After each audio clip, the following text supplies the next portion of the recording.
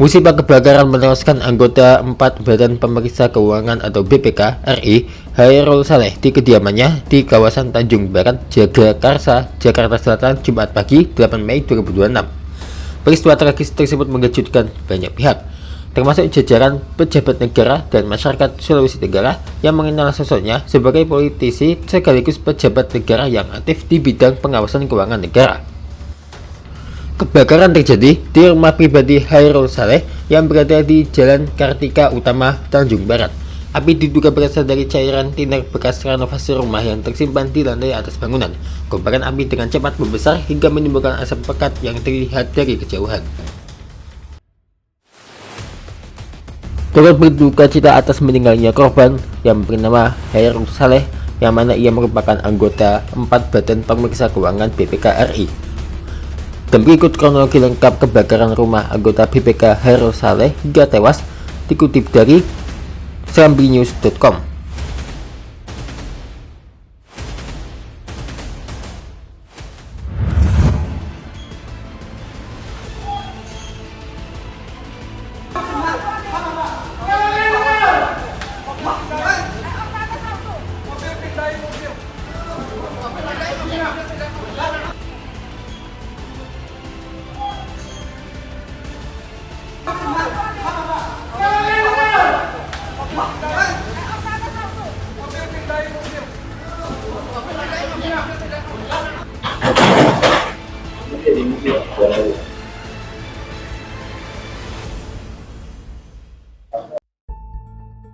Kepala Suku Dinas Penanggulangan Kebakaran dan Penyelamatan Gulkarmat Jakarta Selatan, Asril Rizal, menjelaskan bahwa kebakaran pertama kali diketahui warga setelah asap hitam mengepul dari lantai atas rumah korban. Awalnya berdasarkan informasi dari RT setempat yang melihat asap hitam mengepul dari lantai 4 rumah terbakar, ujar Asril Rizal Jumat. Ketua RT setempat kemudian segera meminta bantuan petugas pemadam kebakaran setelah melihat api terus membesar. Laporan diterima Sudin Gulkarmat Jakarta Selatan sekitar pukul 7.53 WIB. Tak lama setelah laporan diterima, petugas pemadam bergerak menuju lokasi dan mulai melakukan proses pemadaman sekitar pukul 8.07 WIB. Sebanyak 12 unit mobil pemadam dengan kekuatan 48 personel dikerahkan untuk menjinakkan api. Proses pemadaman berlangsung cukup dramatis karena kobaran api berada di bagian atas rumah dan disertai asap tebal yang menyulitkan proses evakuasi. Petugas akhirnya berhasil mengendalikan api sekitar pukul 8.46 WIB.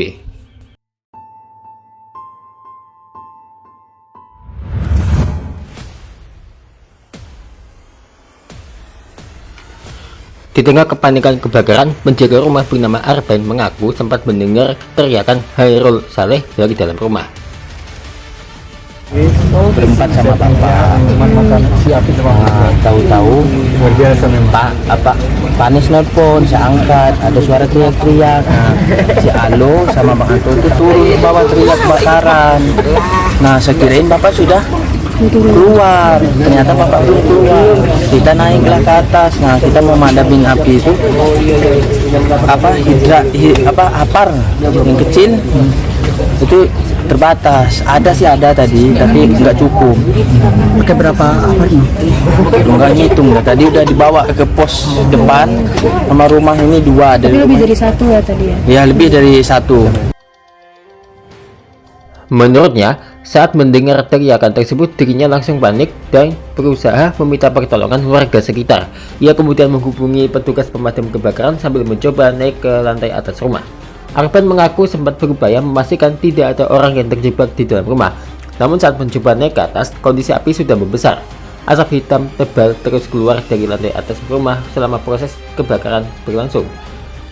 Petugas pemadam kebakaran mengalami kesulitan memasuki area tertentu karena suhu panas dan kepulan asap yang sangat pekat.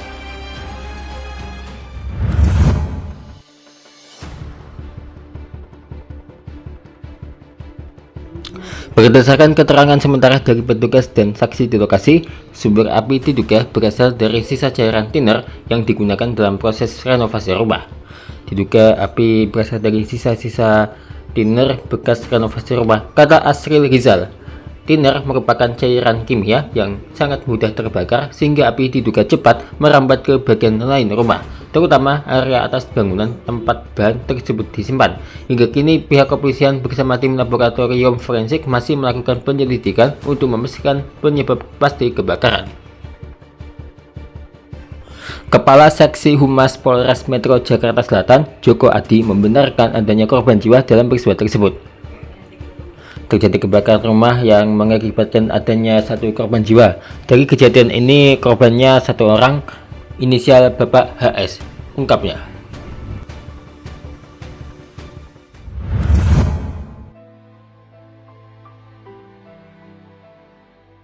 Setelah proses identifikasi selesai, jenazah Hairul Saleh diberangkatkan dari rumah duka pada pukul 13.50 WIB untuk dimakamkan di Kabupaten Kolaka, Sulawesi Tenggara, daerah asal almarhum. Sejumlah pejabat tinggi BPK tampak hadir memberikan penghormatan terakhir, diantaranya anggota 1 BPK Nyoman Adhi Suryadnyana, anggota 2 BPK Daniel Lumban Tobing, anggota 5 BPK Bobi Adityo Rizalidi, anggota 6 BPK Fathan Subci, dan anggota 7 BPK Slamet Edi Purnomo. Ucapan bela-sungkawa juga datang dari berbagai kalangan pejabat negara dan tokoh politik nasional. Menteri Pertanian turut menyampaikan duka mendalam atas wafatnya Hairul Saleh.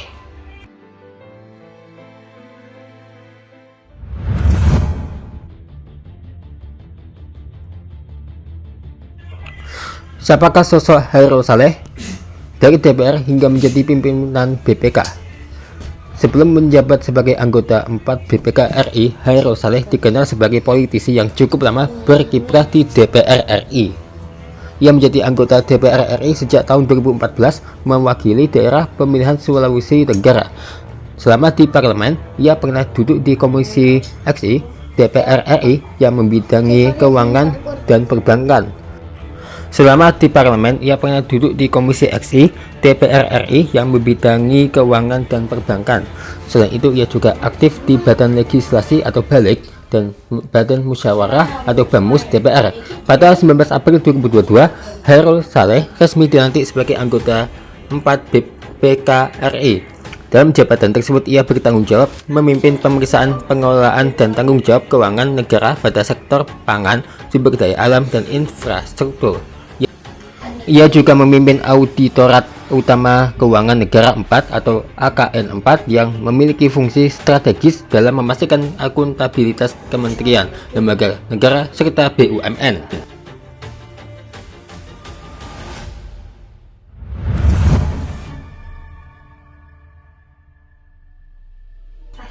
Hairul Saleh menempuh pendidikan dasar di SD Negeri 9 Kabupaten Kolaka sebelum melanjutkan pendidikan di pesantren IMMIM Ujung Padang dan SMA Hasrati Kendari. Ia kemudian meraih gelar sarjana hukum di Universitas Satria Makassar pada 2008 dan melanjutkan studi magister manajemen di Universitas Mustopo. Selain aktif di pemerintahan dan parlemen, Hairul Saleh juga dikenal aktif dalam berbagai organisasi kepemudaan dan dunia usaha. Ia pernah menjabat sebagai bendahara KNPI Kabupaten Kolaka, wakil ketua KNPI Kolaka, hingga pengurus HIPMI dan Kadin Sulawesi Tenggara. Di tingkat nasional, ia juga pernah menjadi Sekretaris Jenderal Dewan Pengurus Pusat Pemuda Tani Indonesia serta wakil ketua organisasi tersebut. Kepergian Hairul Saleh meninggalkan duka mendalam bagi keluarga, kolega, dan berbagai pihak yang mengenalnya sebagai sosok pekerja keras dan aktif dalam pengawasan keuangan negara.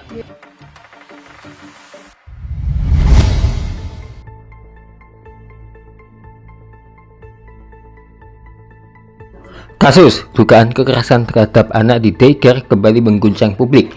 Di Yogyakarta, puluhan anak dan balita diduga mengalami perlakuan tidak manusiawi di sebuah fasilitas penitipan anak. Dari lebih dari 100 anak yang terdaftar, sebagian besar terindikasi menjadi korban kekerasan, mulai dari diikat tangan dan kaki, tidak diberi makan dan minum secara layak, hingga dibiarkan tidur tanpa alas. Kasus ini bukan yang pertama. Inilah kasus kekerasan yang terjadi di daycare Baby Pioneer yang ada di Banda Aceh. Polresta Banda Aceh menetapkan 3 orang pengasuh sebagai tersangka dalam kasus penganiayaan balita berusia 18 bulan di daycare BP Penero.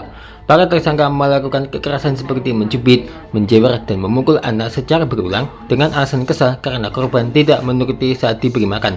Fakta ini menunjukkan adanya ketidakprofesionalan serius dalam pengasuhan anak. Lebih memprihatinkan lagi, daycare tersebut diketahui tidak memiliki izin operasional dan akhirnya disegel permanen oleh pemerintah Kota Banda Aceh. Fakta berulang ini menegaskan bahwa persoalan kekerasan anak di lembaga pengasuhan bukan sekadar penyimpangan individu, melainkan persoalan sistemik yang belum terselesaikan.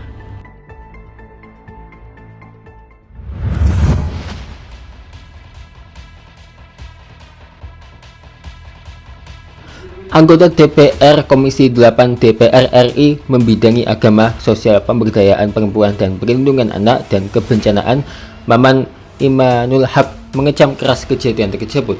Ia menegaskan perlunya evaluasi menyeluruh terhadap sistem pengawasan daycare. Data menunjukkan bahwa hanya sekitar 30% daycare di Indonesia memiliki izin operasional. Khusus di Aceh, hanya segelintir daycare yang mengantongi izin, memperlihatkan adanya celah besar dalam tata kelola layanan pengasuhan anak. Di sisi lain, kebutuhan masyarakat terhadap daycare terus meningkat akibat tekanan ekonomi dan perubahan struktur keluarga, termasuk meningkatnya jumlah keluarga dengan orang tua tunggal atau single parent. Akibatnya, banyak orang tua berada dalam posisi dilematis, harus bekerja untuk memenuhi kebutuhan hidup, tetapi di saat yang sama harus mempercayakan pengasuhan anak kepada pihak lain yang belum tentu memiliki standar keamanan dan kompetensi yang memadai. Berulangnya kasus kekerasan anak di daycare menunjukkan bahwa persoalan ini tidak bisa dilepaskan dari sistem yang melingkupinya. Dalam sistem sekuler kapitalistik, pengasuhan anak cenderung diposisikan sebagai layanan jasa yang dapat dikomersialkan. Daycare tumbuh sebagai industri pengasuhan yang mengikuti logika pasar, yaitu permintaan tinggi, keuntungan meningkat. Akibatnya, aspek perlindungan anak seringkali terpinggirkan. Standar pengasuhan tidak menjadi prioritas utama selama operasional tetap berjalan dan keuntungan tetap diperoleh. Negara pun cenderung berperan sebagai regulator yang lemah, sekadar membuat aturan tanpa pengawasan yang efektif. Paradigma ini melahirkan 2 persoalan mendasar. Pertama, pengasuhan anak direduksi menjadi aktivitas ekonomi, bukan tanggung jawab moral dan sosial. Dan yang kedua, hubungan antara penyedia layanan dan pengguna, yaitu orang tua, dibangun atas dasar transaksi, bukan amanah. Dalam kondisi seperti ini, tidak mengherankan jika kekerasan dapat terjadi. Minimnya pengawasan, rendahnya kompetensi pengasuh, serta lemahnya sistem kontrol membuka ruang bagi praktik-praktik yang menyimpang. Anak-anak yang seharusnya dilindungi justru menjadi korban dalam sistem yang abai terhadap keselamatan mereka. Lebih jauh lagi, sistem sekuler juga berkontribusi pada akar persoalan. Tekanan ekonomi memaksa kedua orang tua bekerja, bahkan dalam waktu panjang. Negara tidak menjamin pemenuhan kebutuhan dasar keluarga secara memadai, sehingga fungsi pengasuhan yang ideal dalam keluarga menjadi terganggu. Dengan demikian, kekerasan anak di daycare bukan hanya masalah di hilir pelaku, tetapi juga masalah di hulu sistem. Selama sistem yang melandasinya tidak berubah, maka potensi terulangnya kasus serupa akan selalu ada.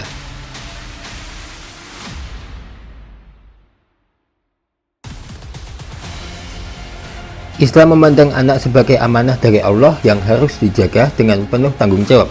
Amanah bukan sekadar konsep moral, tetapi kewajiban yang akan dimintai pertanggungjawaban di hadapan Allah. Rasulullah Shallallahu Alaihi Wasallam bersabda, setiap kalian adalah pemimpin, dan setiap pemimpin akan dimintai pertanggungjawaban atas yang dipimpinnya. Haji riwayat Bukhari dan Muslim. Dalam sejarah Islam, praktik pengasuhan anak oleh pihak lain, ibu susuan, yang dikenal sejak sebelum Islam dan terus berlanjut pada masa Rasulullah. Nabi Muhammad Shallallahu Alaihi Wasallam sendiri pada masa kecil diasuh oleh ibu susuan Halimah As-Sa'diyah, serta kemudian berada dalam asuhan Ummu Aiman yang merawat beliau dengan penuh kasih sayang. Praktik ini menunjukkan bahwa pengasuhan oleh pihak lain diperbolehkan selama dijalankan dengan amanah, kasih sayang, dan tanggung jawab. Tradisi ibu susuan atau roda'ah bahkan diakui dalam syariat dengan konsekuensi hukum tertentu, menegaskan pentingnya relasi pengasuhan yang dilandasi nilai kemanusiaan dan kepercayaan. Dalam konteks ini, orang tua tetap menjadi pihak utama yang bertanggung jawab atas pengasuhan anak. Mereka tidak hanya berkewajiban memenuhi kebutuhan fisik, tetapi juga memberikan kasih sayang, pendidikan, dan perlindungan. Penitipan kepada pihak lain tidak menghapus tanggung jawab tersebut, melainkan menuntut kehati-hatian yang lebih besar dalam memastikan kualitas pengasuhan. Di sisi lain, Islam juga memberikan ruang bagi perempuan untuk berperan di ranah publik, termasuk bekerja, selama tetap dalam koridor syariat. Peran perempuan sebagai guru, bidan, perawat, hingga dokter kandungan merupakan posisi strategis yang sangat dibutuhkan dalam pelayanan sosial masyarakat. Kehadiran perempuan dalam profesi tersebut bukan hanya mubah atau boleh, tetapi dalam kondisi tertentu dapat menjadi kebutuhan yang mendesak atau hajat, bahkan bernilai ibadah ketika diniatkan untuk kemaslahatan umat. Hal ini sejalan dengan firman Allah Ta'ala, "Apabila sholat telah dilaksanakan, maka bertebaranlah kamu di bumi. Carilah karunia Allah dan ingatlah Allah banyak-banyak agar kamu beruntung." Quran Surat Al-Jumu'ah 62 ayat 10. Nah, ayat ini menunjukkan kebolehan bagi manusia termasuk perempuan untuk berikhtiar mencari karunia Allah melalui aktivitas produktif selama tetap menjaga ketentuan syariat.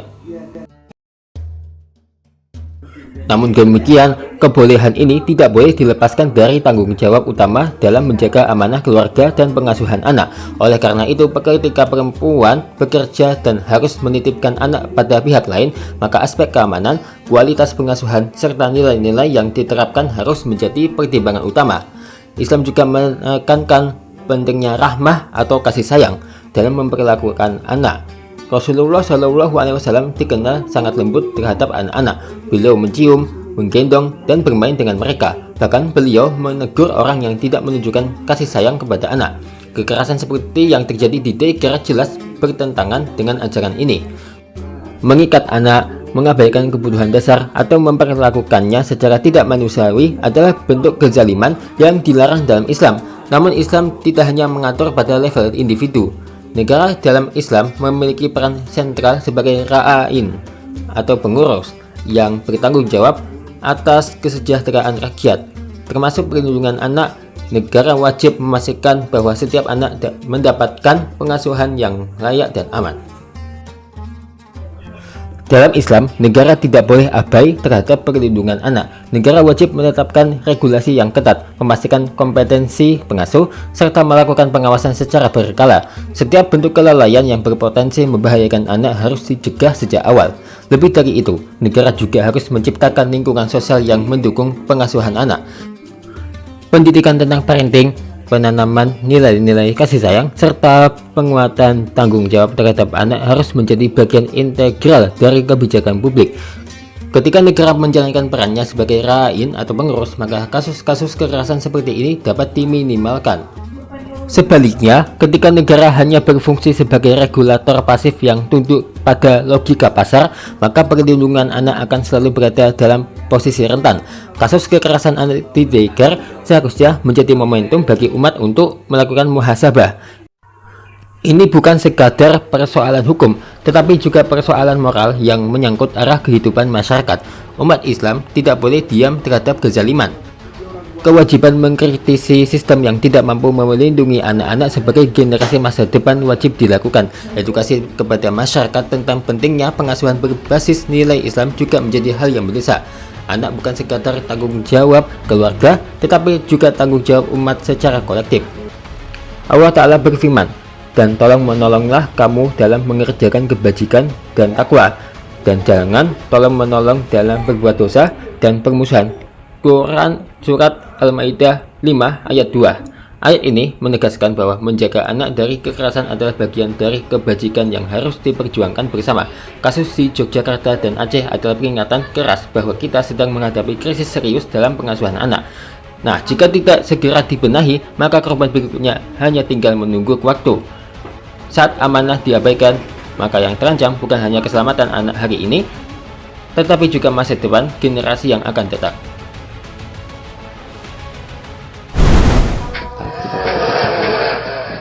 Jadi kali ini Jadi kali ini kita... Ih, suara siapa sih? Jadi suara siapa sih kita?